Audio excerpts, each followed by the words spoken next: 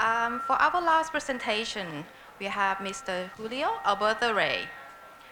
He is a senior manager, sales and business development from Bombardier Transportation Thailand, which is a worldwide leader in the design and manufacturing the rolling stock. So please welcome Mr. Julio.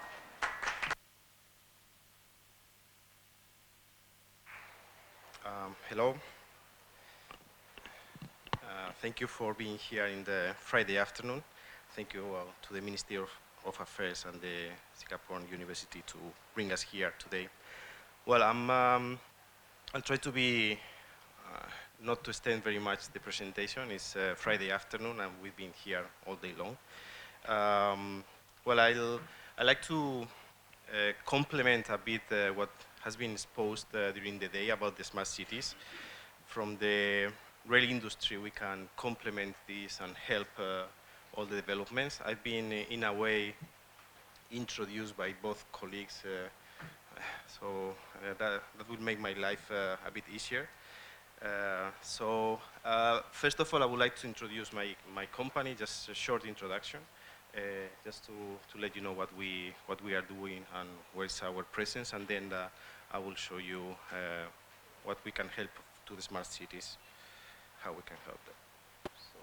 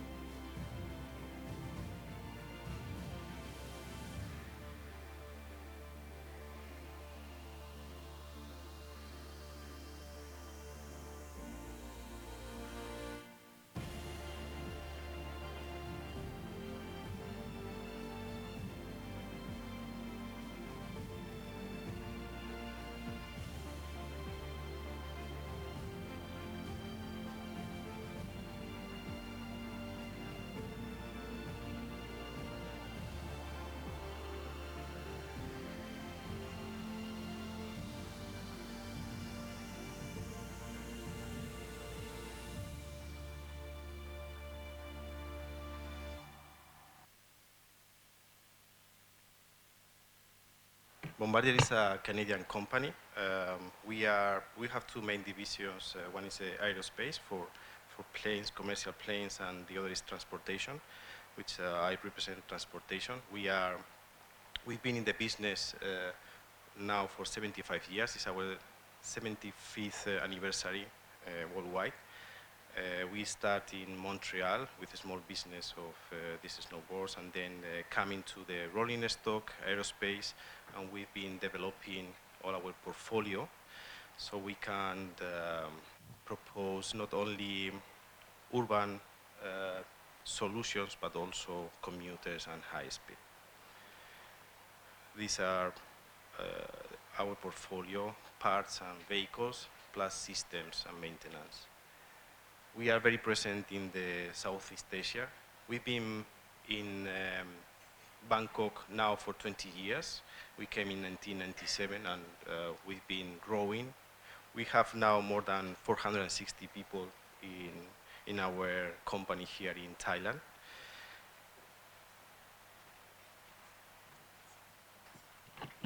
Okay, now. We just, for all the citizens of Bangkok, I have to congratulate you because we just signed a contract for monorails, mass transit.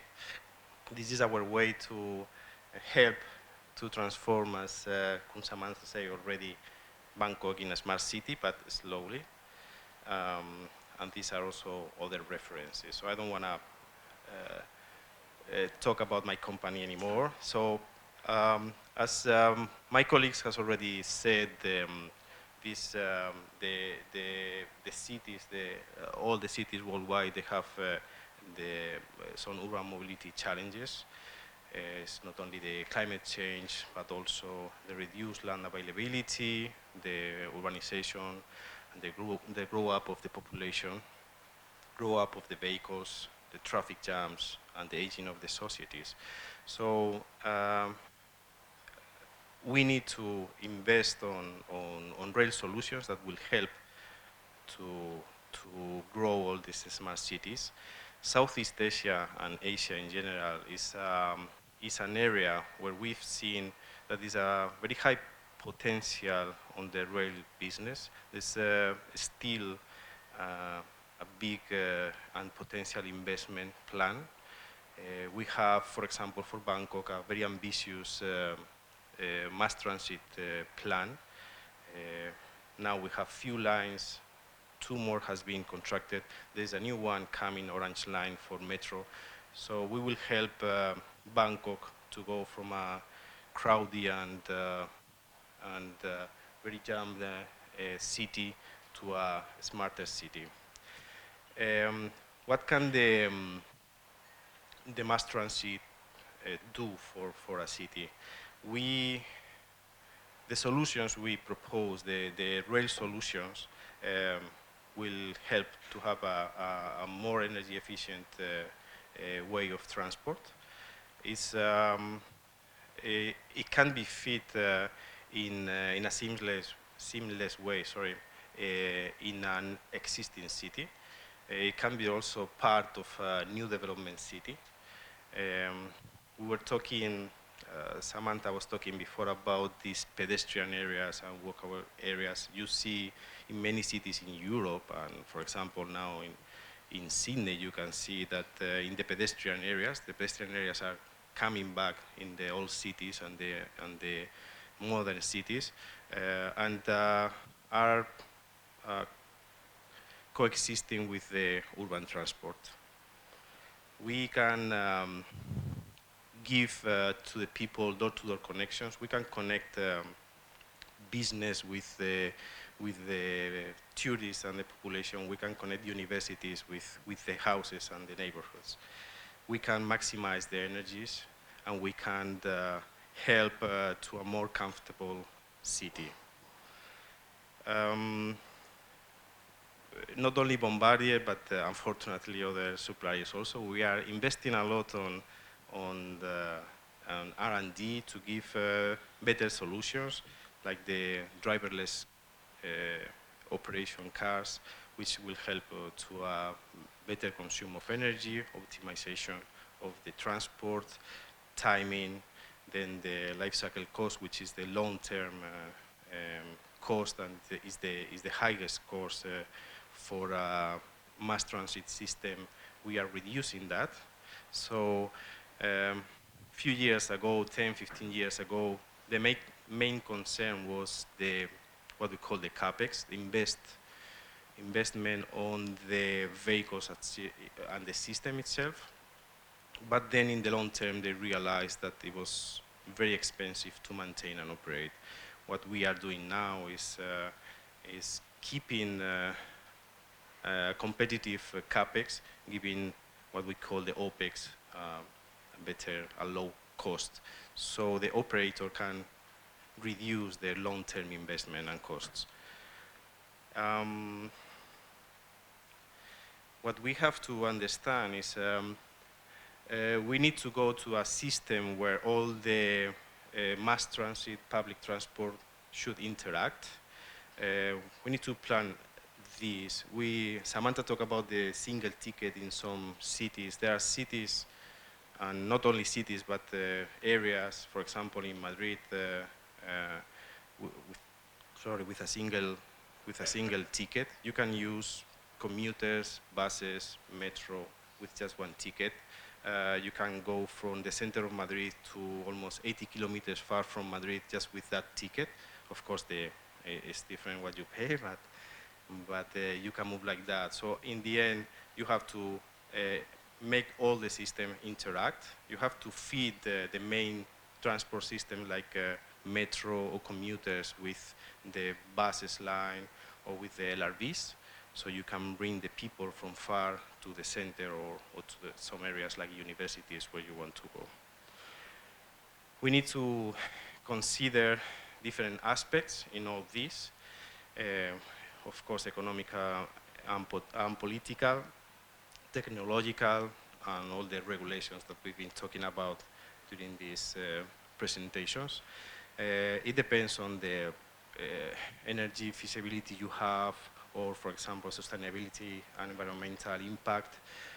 All the different aspects, financing, the community engagement, the governments, if they are smart or not, as we said before.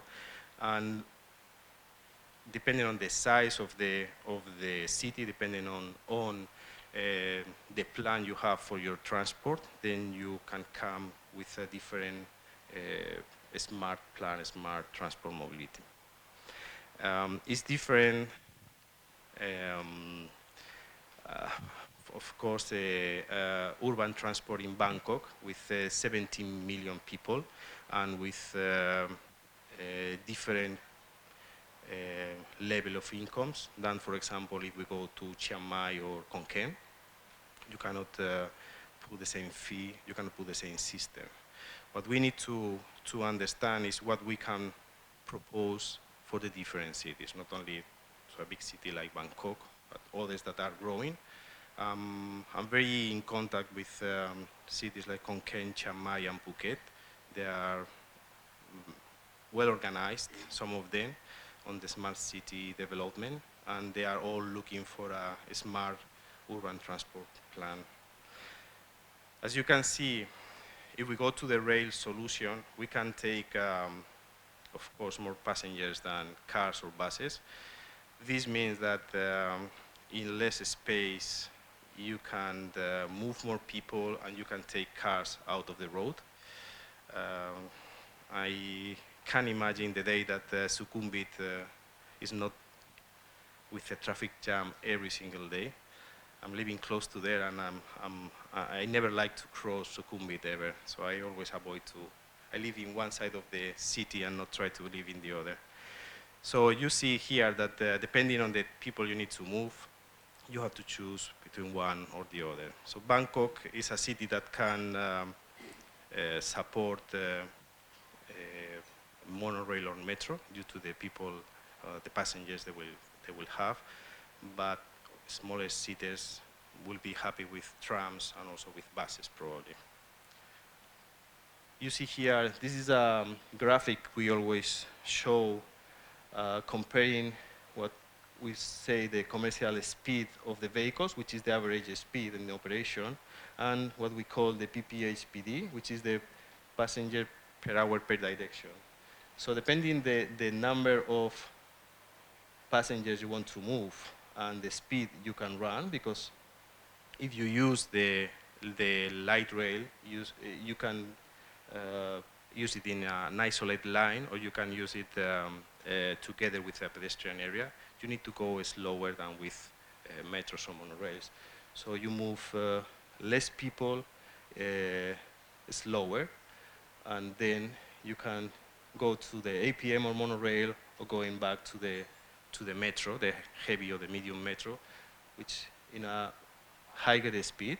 The design speed is 80 kilometers, but in the end, the commercial speed is 50, because this is an average. They have to stop in the stations, and all this time is counted to calculate the commercial speed, and then you can move up to 80,000, 90,000 people. Of course, every type of transport has a different impact, not only in the financing, but also in the city. If we talk about trams, monorails, and metro, you see here some advantages and disadvantages. You see here that, well, the capacity in the tram goes from 6,000 passengers per hour per direction, and we can go to metro to 80,000. Benefits from the tram is, of course, is the lower cost, lower investment. The infrastructure is lighter, and the energy consumption is lower and is more efficient. If we go to disadvantages, you can see that this, of course, is lower passenger capacity, and you don't have the isolated track if we go to a pedestrian or a normal road, so you can have problems in the interaction with the pedestrian or the cars. In Europe, in the old times, we all have trams in the cities. Then we removed the trams, and suddenly we decided that the trams were good. So when we start running again the trams in the cities, we were having problems with the cars. They have to learn how to interact with the trams again. If we go to monorail or metro, monorail is always elevated structures like the BTS. Metro can be like BTS or like MRT, can be elevated or can be underground. But infrastructure investment is significant. So a city like Bangkok can do it, a city like Madrid, Paris, London, but not Chiang Mai or Phuket. They don't have that money, and they don't have the people to receive the money back, the investment back. What we are trying to do is, this is a full system that has to interact all together. So the ideal is prepare a full solution that can be integrated in the urban plan and in the operational plan of the different clients. We have, as said, we've been in the business for 75 years.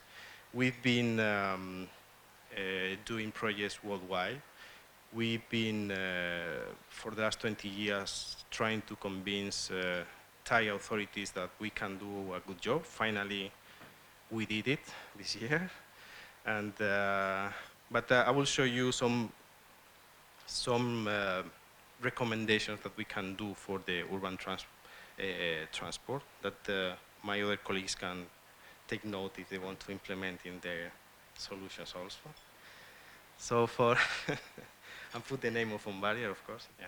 So for metros, we are now proposing the driverless. This is the last technology. This will help to move a lot of people in an optimal way. What we can do is optimize the timing, because here, when you are gonna take the BTS, sometimes they stop the driver to close the doors because some people is running to the metro. So these produce delays, and at the end, the system is not working. So the best for that is the driverless, and also for the optimization of the consumption of the energy. As said before, it is very important the long-term cost, the LCCs for the operator. So if they can save not only in the initial investment but also in the operation money, it will help to them. The incomes come from advertising and from the ticketing, and it's limited, so they have to reduce their cost. Metros are very easy to interact with other lines, and also to be extended and make a big network. If we think in a city that I know good, which is Madrid, Madrid has more than 200 kilometers of metro. It's all underground, and it's moving more than 2 million people per day. So if we take 2 million people out of the streets of Bangkok, it's a lot of cars out of Bangkok. So that will help us to walk and also to breathe better. This is a close sample that we have here in South Korea. You can see, well, these are some technical numbers about the project. Other solution, very modern now, the one that we already signed with BTS, are the monorails. Monorails are a bit more friendly with the city because of the noise. The main difference between the metro and the monorail is that the monorails are running on the rubber tires, and the metro is on steel tires, so the noise is different. So sometimes you don't realize that the monorail is passing over you because it's going to be elevated, so no worries, it won't hit you. But for the city, it's kind of more friendly on the environment. Um, it's also more efficient on the energy consumption, and in the long term, and the maintainability is also easier than the heavy metro. This is an example that is running already in Brazil. So when we were talking, sorry.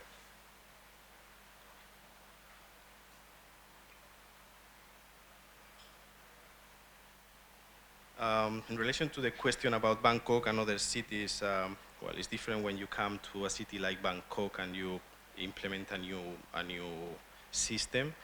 If we go to small cities, I would say that the best thing, as I said, is the trams. The trams are more fitable for small cities, can run in narrow streets. You don't need elevated structures, and they can coexist with pedestrian. So if we go to a city like Chiang Mai, this is not Chiang Mai, this is an European city, but you see here, this could be also Sukhumvit.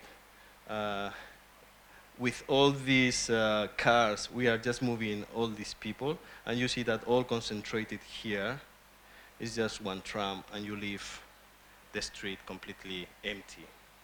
Sorry, I have two screens. I'm just pointing one screen, and I should point the other. So what we are trying to propose for these three cities now is a solution like the tram. One of the concerns in these cities and in most cities in Europe is that the historical area is it should be protected in a way. Now the road traffic, due to the pollution, is dirty in everything. In Europe, we had to clean most of the nice buildings because of the pollution. They were getting dirty. So with this, if you close to the traffic road that area, and you just put trams or electric buses, you can reduce a lot that pollution, and then there's no environmental impact there. The thing that the tram has is it can be 100% low floor, which means that the height to access to the tram is not very high. So people with disabilities, people in wheelchairs, young people or old people can get into the trams easily. It's usually it's a slower operation, so the comfort is higher, and it also helps you to look through the windows and see the city, and you can jump out of the tram in the next stop because you've seen something that you can visit. So it helps also for the tourists. And when we were talking about the high temperatures or rain, you can also go to the tram in that pedestrian area and avoid the heavy rain at the time. Then you can, of course, customize to your city. You can use advertising, and you can use the shape or the image you want to show. One of the problems we were having in Europe is that, well, as I said, we decided that the tram was the best thing for the cities, and we start opening lines and lines, and suddenly we were looking at the sky, and we couldn't see the sky because it was full of wires everywhere. So people came and say, I don't like the tram anymore, so do something. So we talked to our engineers, and they say, okay, let's work on this. Some of them left the company because it was too complicated. Some of them came with a catenary-free operation system. These catenary-free operation systems make your tram to look almost like a bus. It's still in the rails, but you don't have the wiring, so you can recharge, as we'll see now in a video. You can recharge overhead in the station, so you can recharge dynamically or statically under the frame. So this, because it's based on batteries or high capacitors, it saves a lot of energy in the operation because you are recharging the batteries or the high capacitors when you brake the train, which means that you optimize significantly the use of the energy. I will show you another video of what I just explained. It will be more clear what we can do with our system. Is called Prime Move, and it's the catenary train.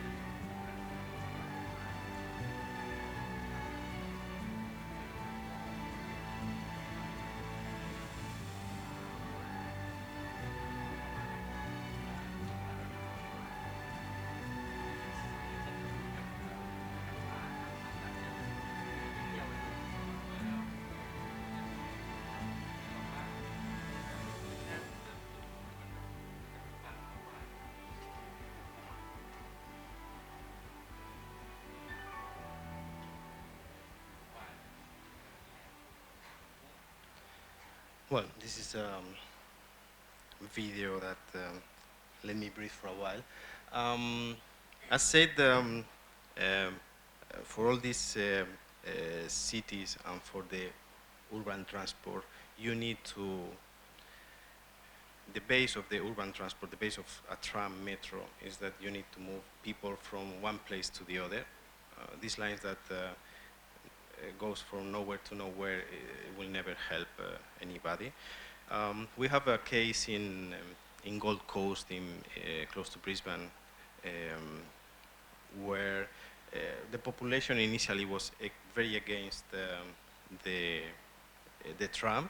They didn't want the tram. They were happy there. It's a city which is in surfer's paradise, all surfing people, very modern. They don't want the tram. It's very old.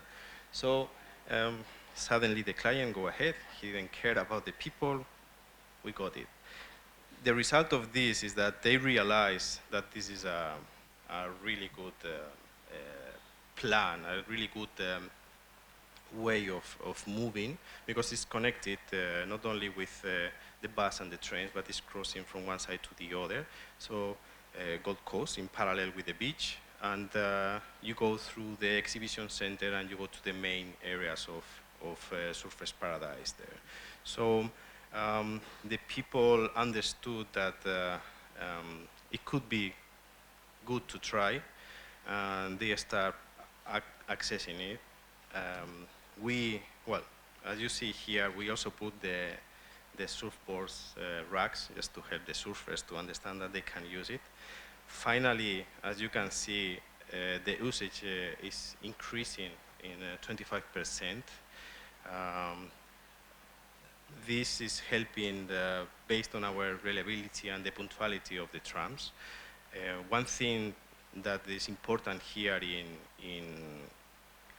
in Bangkok, and it's been already shared during the lunch, is that in Bangkok, usually you know when you leave your house, but you don't know when you arrive to the place you go, if you go by car.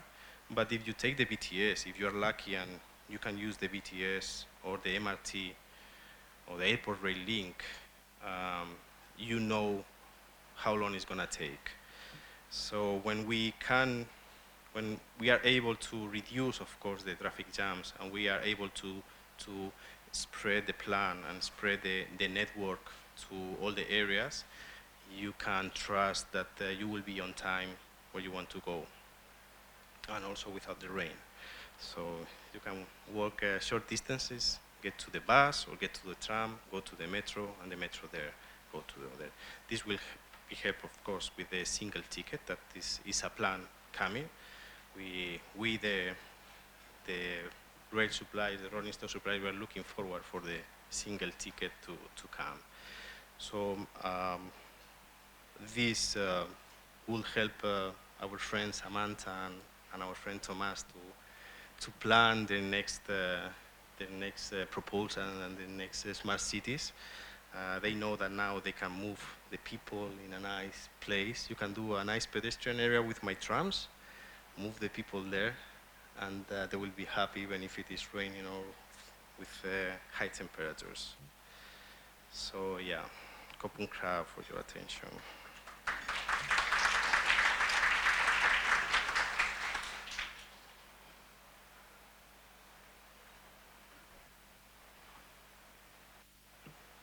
Thank you very much for your presentation. We have 20 minutes for the Q&A. Is it? Or if we have even more time?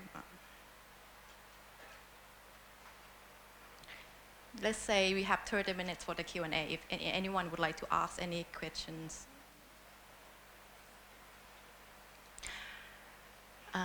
Yeah.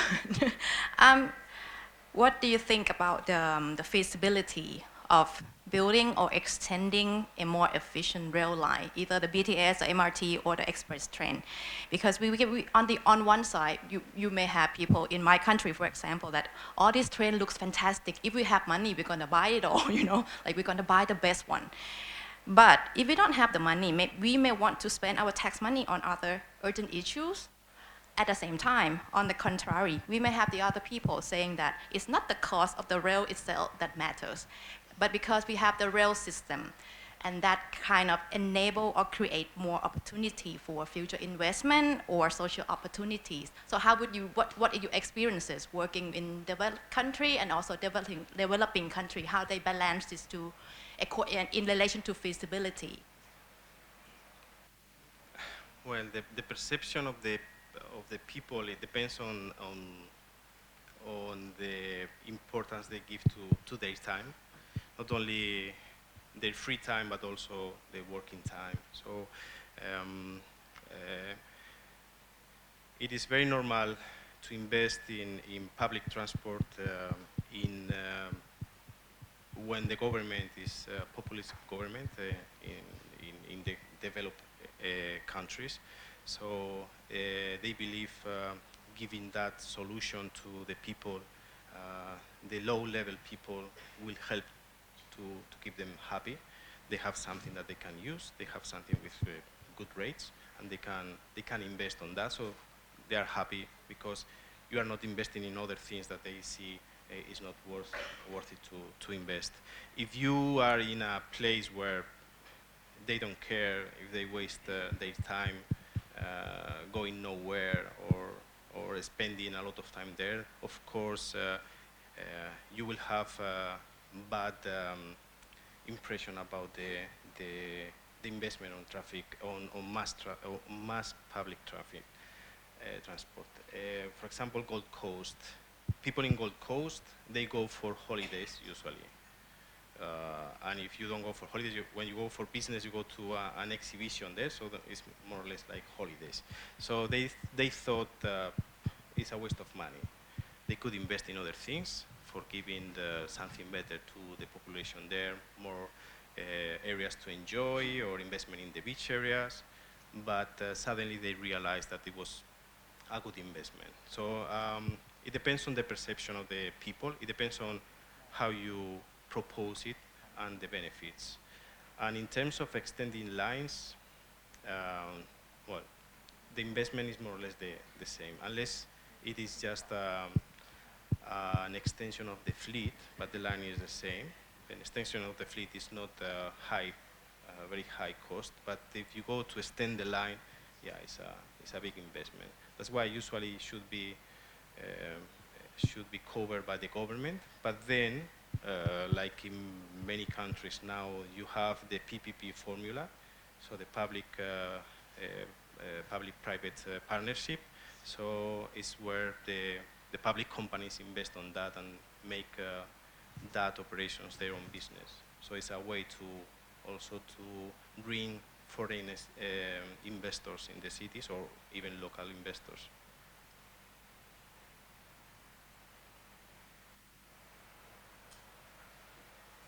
We open to the floor for the questions.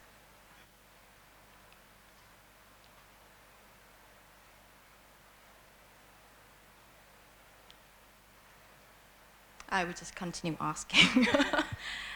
You've been here for 20, you have been working with Thai government for 20 years, right?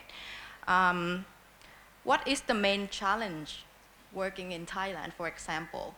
And how do you see the future of Thailand in relation to the rail transportation system?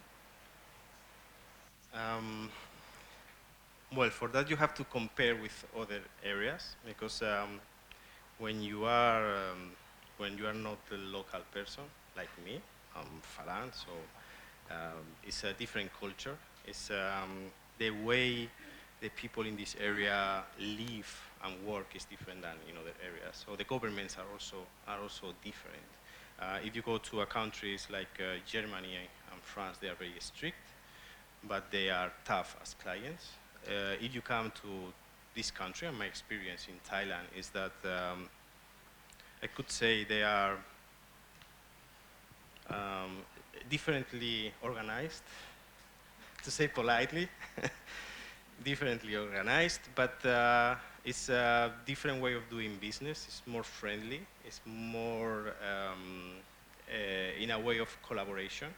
They want you to collaborate as potential supplier, and they are collaborating with you as client. So if you ask me if I prefer deal with Thai government or with German government, I will say Thai government. Yeah. And is there any technologies transfer process to Thai people or to Thai, I don't know, staff? Yeah, we have,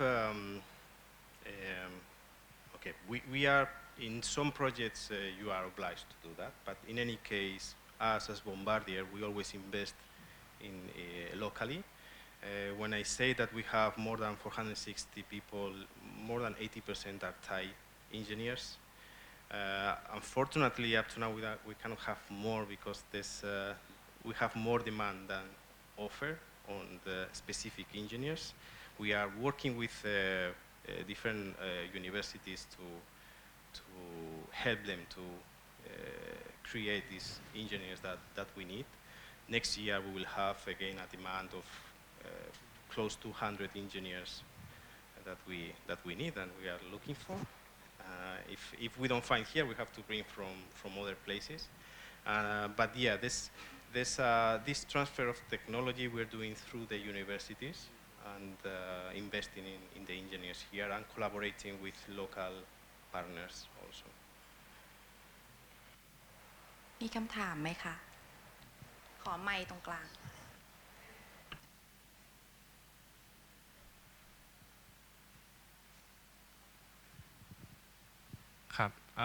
As you said that you want more than 200 engineers, so those engineers should be have the experience more than how many years, or what are those requirements? And you know, Thai people or Thai engineer may not be used to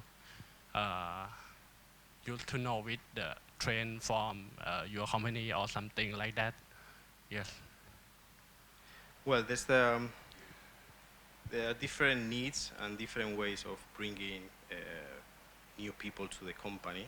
One is you bring an expertise from somewhere that will help you. So this is a shortcut. But the other way is you take people from the university or with not very high experience, and you train in company, you form them in company. So you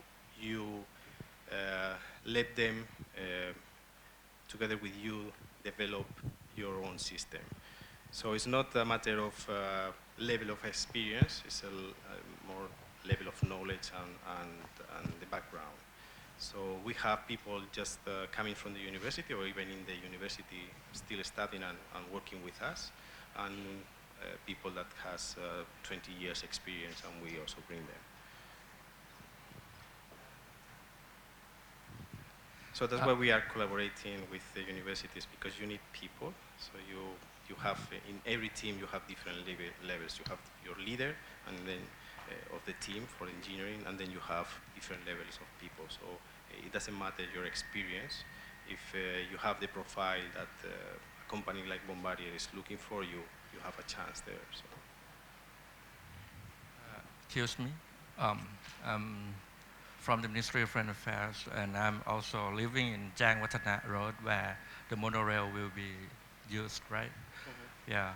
So I would, because today I see that the smart cities, there are different perspectives, like city planning and also housing, and we're talking about holistic approach. So when you propose to the Thai government that we use the monorail on that road, can you just tell us what is the synergy between why do you tell us what is the consideration that you think this between the city plan from that context of city planning on Jang Watana Road, why it has to be monorail? So maybe it's like to share with us what is your consideration, what is your criteria on that?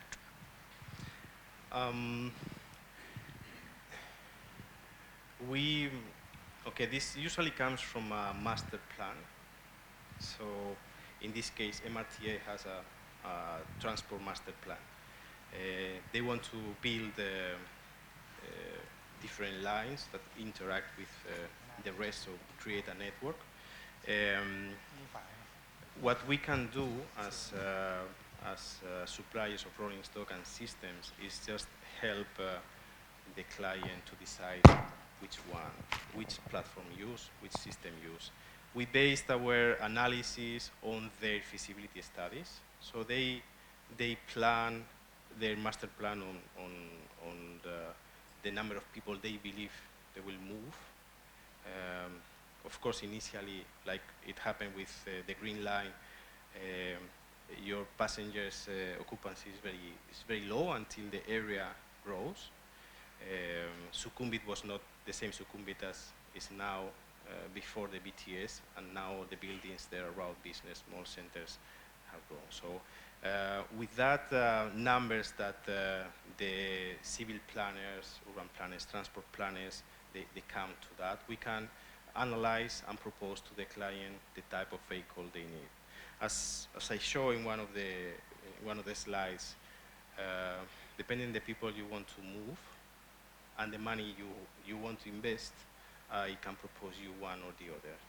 And then if elevated or tunnel in a city like Bangkok, it's difficult to have underground construction due to the water in the soil.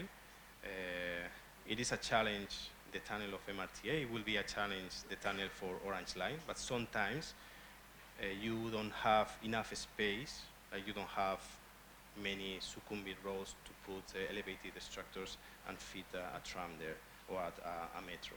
So you have to go there. So it's, we consider ourselves before everything is decided as kind of prescriptors, so we can tell the client what solution believe is better for them based on that, on the people they want to move, the money they want to invest, and the city they have, and how it's gonna be the line.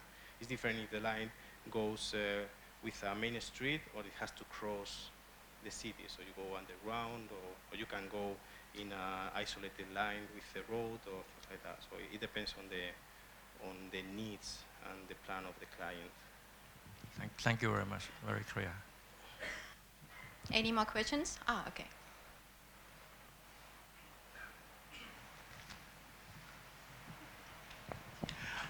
I have a couple of questions. So the first one is given the fact that this Bombardier monorail system probably will be the first, I think actually will be the first metro line to be provided by Bombardier in Thailand. And the thing is the information is given by BTS, which is the concessionaire, saying that the nominal investment cost for monorail is about, correct me if I'm not mistaken, the investment cost for monorail is 1.4 billion baht per kilometer, comparing with the heavy rail that BTS system is 1.6 billion baht per kilometer, which I feel is the difference in prices is not so significant. Then for the long-term life cycle cost, including the maintenance cost, I just wondering whether to which extent the monorail is superior or inferior to the normal heavy rail system. And another thing is that we also would like to know the advantages and the disadvantages of monorails in terms of operation, in terms of especially for operating safety for monorail. How do you gonna do this kind of emergency evacuation between the station? This sort of thing. I think it's also a lot of questionable ideas in our mind. So important point is for us is the operating safety and also the long-term cost, because this will be the first one in Thailand. Okay. Yeah, thank you. I will start for the last one. So about safety. Um, Safety is a principle that we have to follow. It wouldn't be accepted here if we are not safe. It's not only in Thailand where we have monorails, but we have in other countries. We have, if you talk about the evacuation between stations, our system and what we suggest to the client and the client will do is a system that usually the train never stops between stations. Second, if it has to stop between stations because of power cut or something like that, unless it's fire, you don't evacuate the train until the team from BTS is there. I'm telling you a lot of secrets about but or you wait for the train to go from one to the other. If it is a fire, there's a walkway in the line, so you don't need to jump 12 or 16 meters from one to the other. There's a walkway between the two trains where you can jump down and go to the next station. So safety is fully covered with that. There's no risk. And yeah, as I said, it's only if it is fire, which is not easy to have fire in a monorail. Everything can happen, but it's foreseen to have a walkway there. And if not, you just wait in the train, and the other train can remolk you, push you to the next station, or can be in the other line, so you can go from one to the other. While you wait for that, there's emergency ventilation because there are batteries for emergency. You can open windows because the highest risk is high temperatures inside in a city like Bangkok, for example, or high percentage of CO2 that can make you dizzy. So you open that, or you have the emergency ventilation. Enough time to be helped to go to the station, in the train or in other train.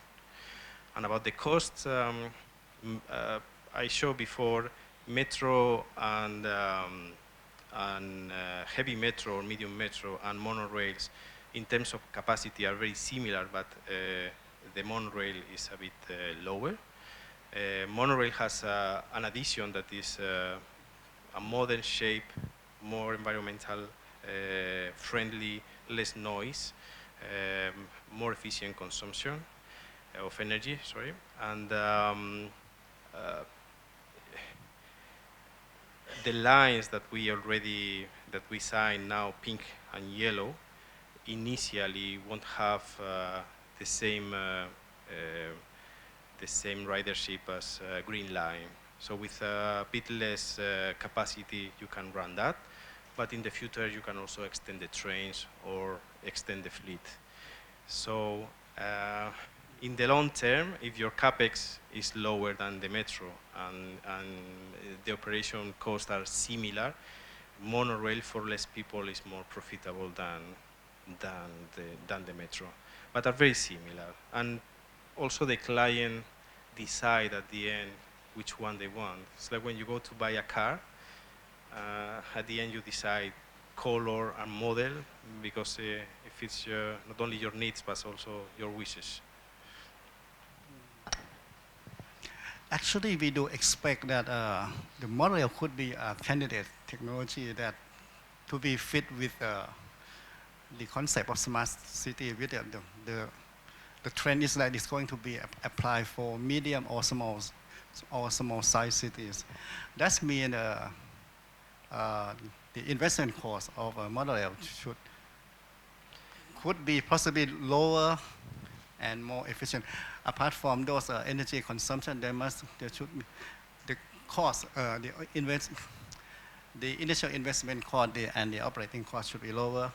And we also would like to know, for monorail, do you expect any monorail or any kind of future transport system to be smart, to be in line with our concept of smart city? The question is how smart it is, how this kind of metro system could be, to be integrated with our smart city concept, information, data, big data, and This sort of things. Well, it depends on the plan you want and what you want to implement and how you want to operate.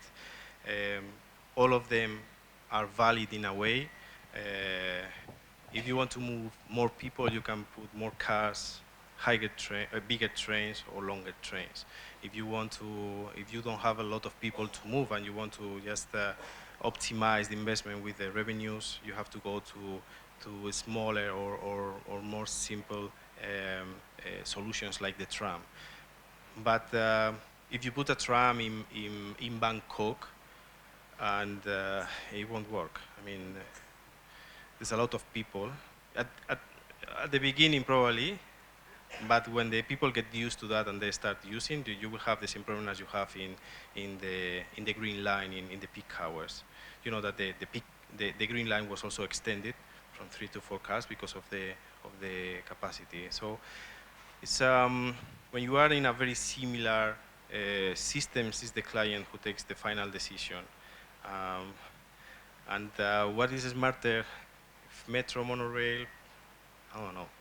It's nicer, the monorail. It's more modern. The shape is different. And yeah, I said the noise and everything is far from the traditional noise of the steel wheels running in the steel rails. So it's completely different. So it's sometimes it has. We can suggest the client something, but he decides. He has the money. So as long as he buys my train, I'm happy to deliver whatever he wants. Thank you.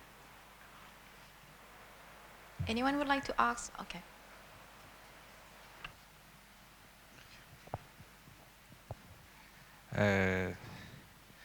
From my understanding about the groundbreaking tram, right? No, there's no wide cover. Now, is it operate already in Australia or just testing? The catenary free. Yeah. Gold Coast is with catenary. It's not catenary free project. So there's no plan still to be there. There's a plan or there's a project in Sydney, unfortunately with the other suppliers, so it won't be as nice as Gold Coast. But we have in other places like in Nanjing we have trams, and in Europe we have different trams without the catenary, and in mixed operation. So out of the city center you work with catenary, and then in the city center, in pedestrian areas, you are without the catenary.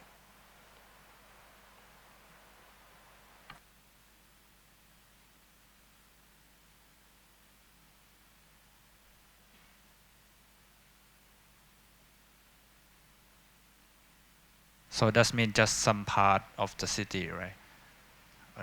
In some places, yes. Because from my imagine, I say the potential to bring the tram back to the old town of the Bangkok is a very good one. So without any electric wire, so disturb the view of the old town. Exactly, as you saw, there's an image in the video in a pedestrian area. Yeah. When the tram is not there, it's like nothing is there because the rails are at the same level of the floor. So you can walk there, you can drive there, and you can be there until the tram comes. And because the tram comes very slow in that areas, usually 20 kilometers per hour, and they ring the bell, so you can move out. And then you can do a mixed operation or just all wireless, or it's up to them. I have another one question. Have your company involved into the one pass ticket in the future in Bangkok? We don't do ticketing. Yeah. We just okay. integrate in our systems. Yep. Okay. Thank you. Would there be any more questions in relation to the speakers? If there would be no more questions, I would like to conclude the evening by inviting Kun Bunyalit Vishianpan, the Minister Consular from the Department of American and South Pacific Affairs, the Ministry of Foreign Affairs of Thailand, for the closing session.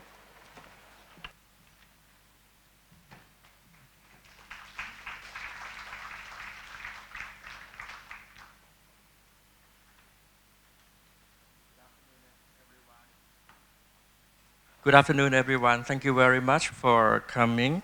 And as a career diplomat, I think that this forum um, has make us better understanding between our people, especially for when we are in the era of the advanced technology and innovation that brought us together.